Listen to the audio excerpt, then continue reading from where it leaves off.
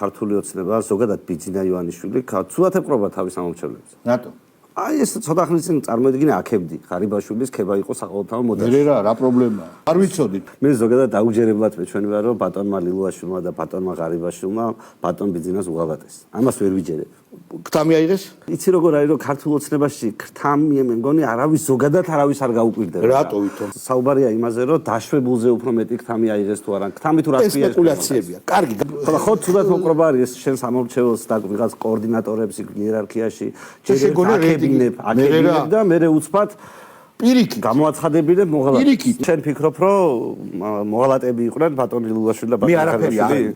შენი არ იყოს, მეც რაღაც გარკვეულ ინფორმაციას ვფლობ, მაგრამ არ მინდა ამაზე საუბარი. ხო და მე ვინაიდან დღეს მოვედი აქ შენთან სალაპარაკო, თვლი რომ უფრო მეტი იცი შენ ჩემზე, იმიტომ არ მინდა თქმა, იმიტომ რომ არ მინდა მოვლენებს და გავუსწრო. იქნება მიგვალნიშნო პროპაგანდა როგორ მიდის ამ მიმართულებით, რომ ეს ხალხი ღალატისკენ და ისეთი მირქმედებისკენ წავიდა თუ რამე თამაშია ესეც. პროპაგანდას რაც შეეხება, დარწმუნებული იყავი რომ რახან სიმართლეზეა დაფუძნებული ძალიან მაგრამ წავა და ამიტომ მე შენს დის ვაფასებ ამ გაგებით, ხო იცი? უგებდით ყველას ბაჩონის პროპაგანდაშიც. ხო, მაგრამ ძალიან ცუდი კონკურენტები ყავდა.